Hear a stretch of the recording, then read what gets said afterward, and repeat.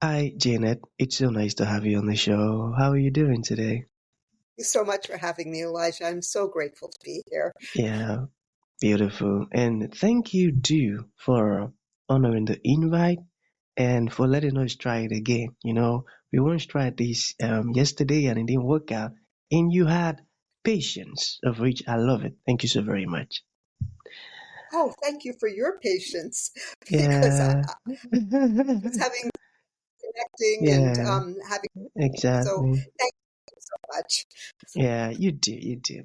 So, Janet, I am quite excited to have you on the show for some reasons. All right, firstly, my interest in knowledge seeking, because I believe in order to transition from a chaotic situation to that of a beautiful one, it takes the application of knowledge, quality information.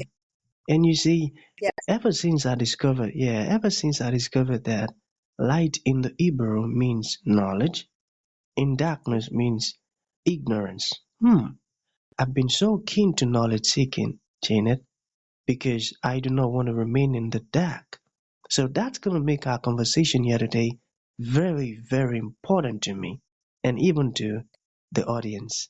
And now, the second reason Oh, why I'm excited to have the amazing Janet on the show is for the sake of the listeners. I believe there are some things that that some of the audience needs to hear you say these stuffs, directly from your mouth, in order for them to experience transformation, get unstuck, get educated, and get enlightened. I firmly believe that. And lastly, that is me again. I am convinced that I'm definitely going to learn one or two things from you, your story, your insights, experiences. So for that reason, Janet, let us get started with your introduction. Talk to us about your journey, how you got here. Then afterwards, I've gotten some beautiful questions for you. Okay, Janet, over to you. how did I get here? I'm going to give you the short story of how I got Okay. here.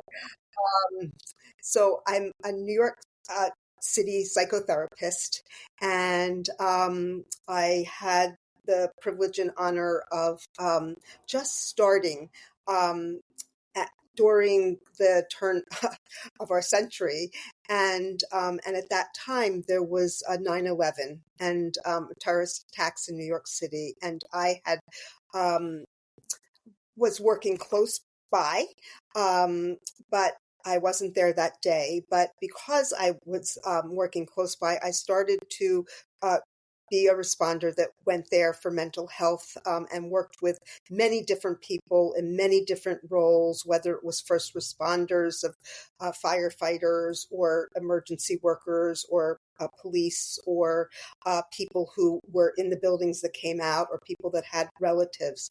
And so at that time, I learned so much about working with immediate trauma and working with hardship and the difference between um, going through that and what it takes to be able to um, kind of metabolize something that is so different than what we're used to in our lives.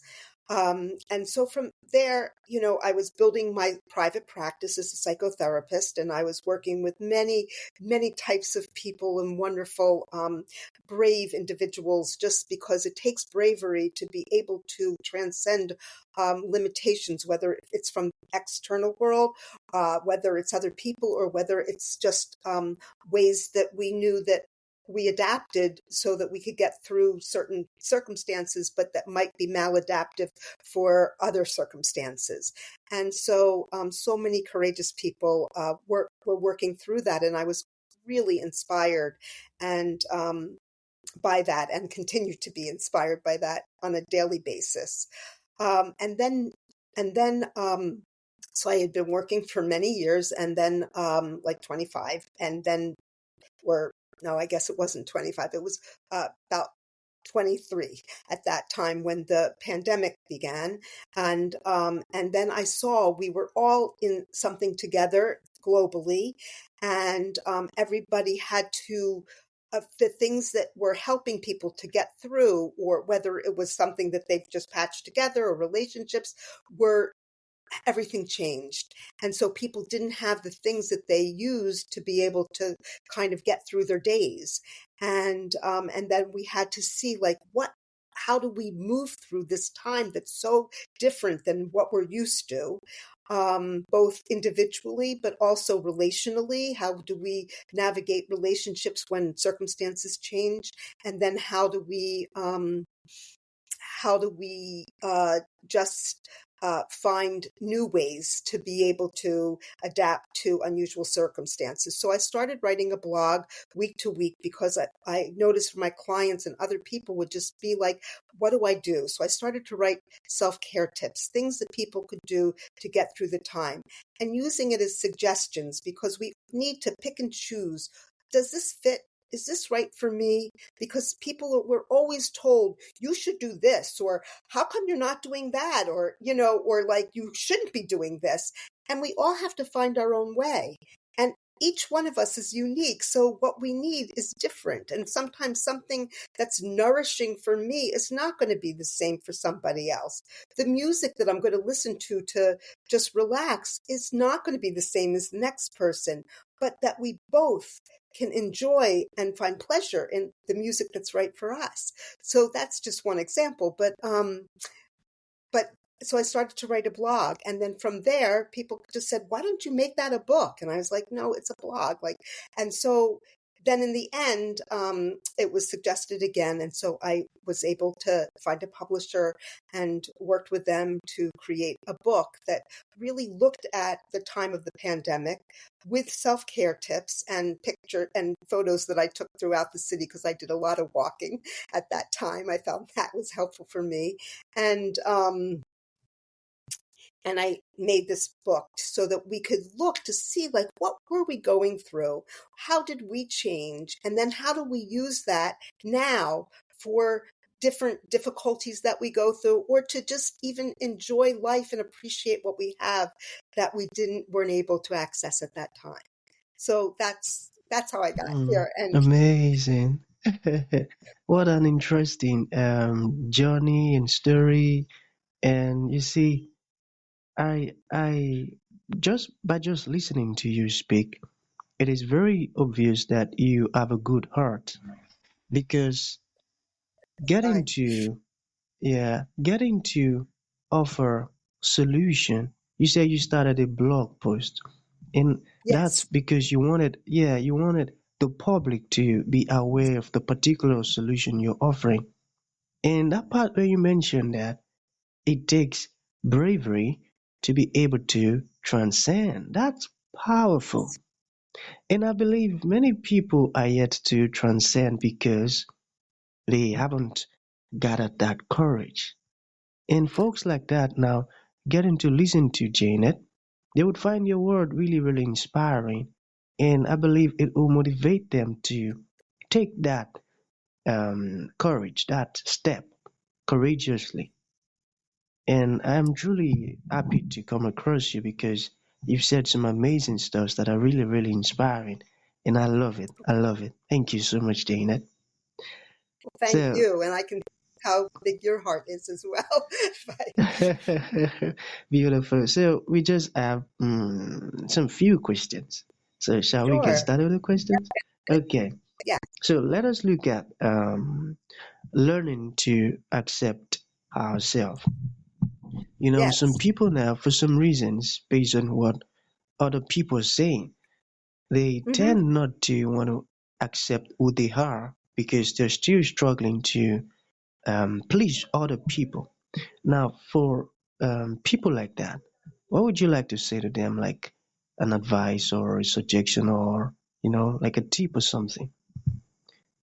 You get that? I, let's see. I think that if we think about the experience of being human, that it isn't a good, bad, right, wrong. You know, I I can be warm, but I have some sharp edges sometimes. And sometimes when I have those sharp edges, it's not like I feel good about myself, like, yeah, I really like told them off. But I start noticing if I'm behaving that way, oh, something must be going on. And then I bring compassion to, okay, let me just explore what might be going on, what might be upsetting underneath that. And I start looking to see like what is happening. So maybe I didn't realize that somebody else's upset impacted me so much, or that I really forgot that I could ask for something that I needed. And so I was resentful because somebody should have read my mind, like in my life, and should have known that I needed that, as opposed to, no, I really needed to ask for that. And so I start to see, or just that, like, I'm overburdened because life can be hard sometimes. And like, and might be like a little bit, I'm carrying just too much at that time. And I wasn't realizing because I was trying to get everything done. And so then when I start like having my sharp edges, I see I need to like just get still and see what I'm going through, so that I don't have to feel bad about how I am in the world, and that I can start making a change about where I am. And then I can again come back to myself and make a choice. Maybe I have to say no to something, and I didn't want to disappoint somebody, but that's going to help me be able to get through this next day or something like that. So that's just an I example. got that. Being able to accept ourselves, that we have to, and that it's not conditional. We can't just be like, uh, I'm only going to accept myself if I'm good, or whatever good means to somebody. But that like we can start to say, okay, what information am I getting from when I'm not feeling my best? Hmm. Hmm. I got that. I got that. That makes Very insightful. no, Okay. thank you. Yeah. Let us I hope talk it. about. Okay. You wanted to say something. No, I just didn't know if it made sense, if it was clear, for Yeah. us. Yeah. It does. We have to be still. You have to be Yeah, still to check around and all of those things. I get it. I get it. It mhm. makes sense. Yeah. So, I want us to talk about how to reduce stress. Can you give us some simple things that people can do, to reduce stress? Absolutely. Um, there's no one way to reduce stress, and we all feel stress differently. Sometimes we can feel our bodies are achy. Sometimes we get into a bad mood. Other people are like, I'm just going to power through. Other people are just like, I am so overstressed, I quit. Like, I can't do anything. So we all have different styles of dealing with stress. And so it can be mistaken for something else, that we don't know sometimes that we're even stressed. But sometimes we know that we're stressed, but we feel like we failed in some way, like we shouldn't be stressed. But there's a lot that's being asked of us as humans in this world right now. So that alone can be stressful.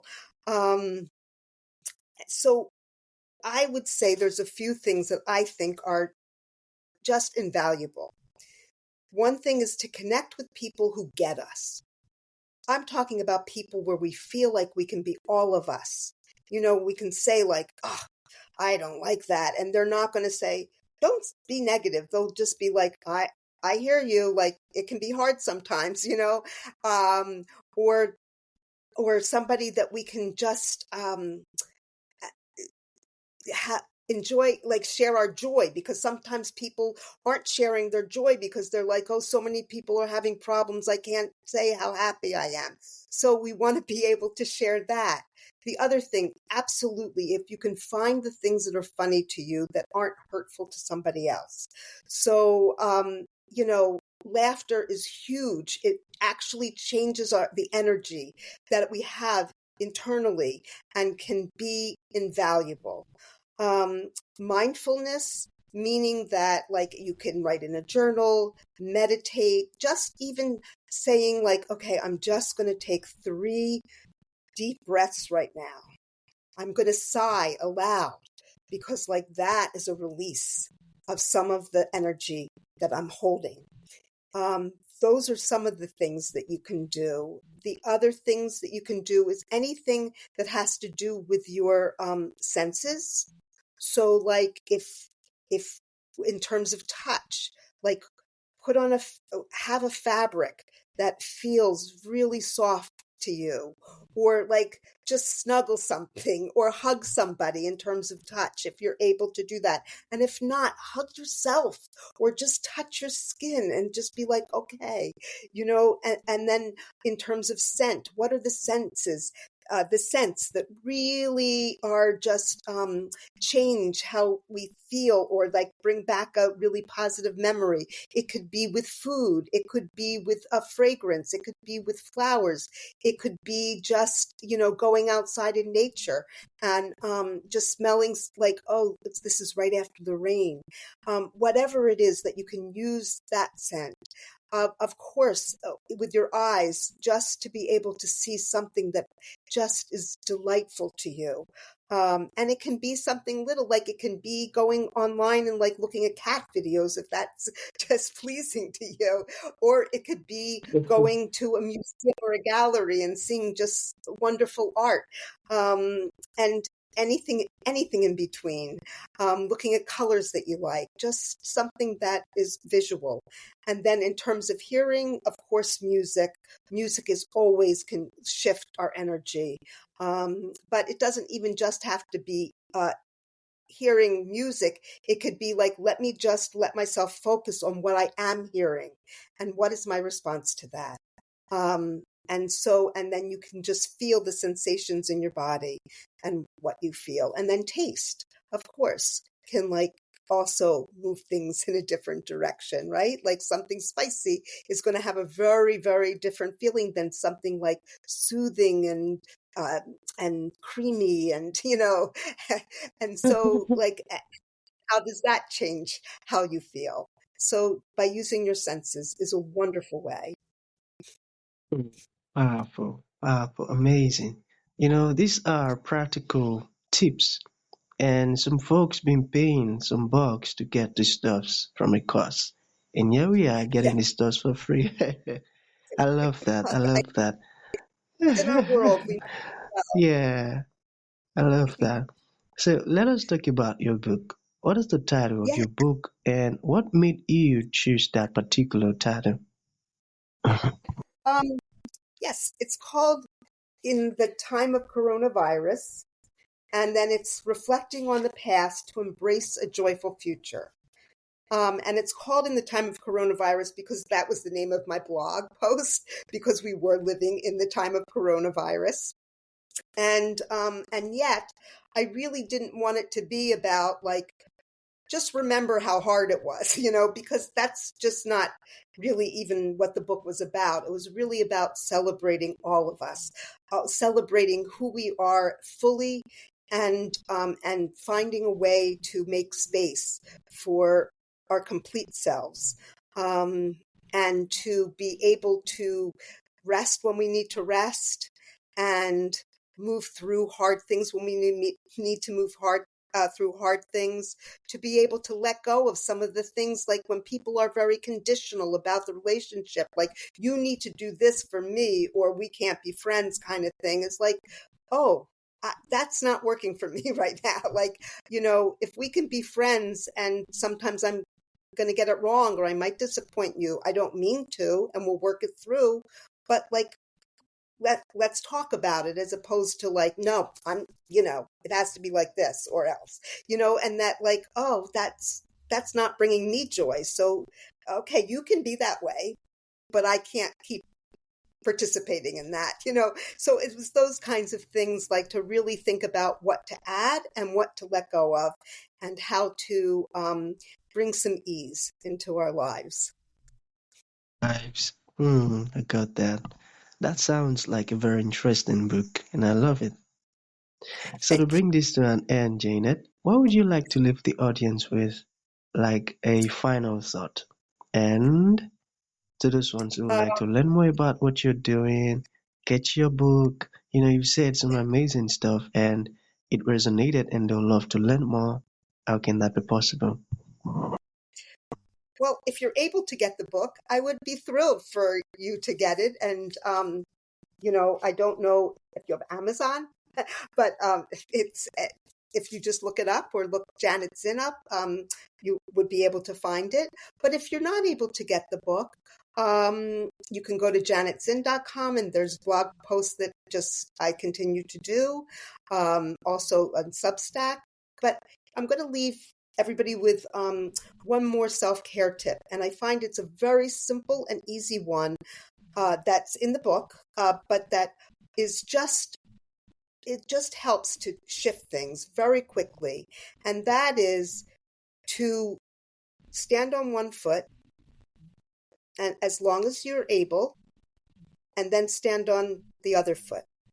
And actually, it changes how you feel because you have to focus to be able to balance, and you bring more balance literally into your life, but it also gives you a moment to like a step away from everything that's happening. So that's what I'll leave you with, to just Beautiful. 10 seconds even to just balance on one foot and then the other. And then the other. I would ensure I practice that tonight. Thank you. Oh, thank you so much. This Yeah, was a so pleasure. that's gonna be the end of the show, Janet. Thank you so very much for honoring the invite and for sharing these powerful words with us. It means a whole lot. Thank you. I am so grateful. Thank you so much. Okay, pleasure.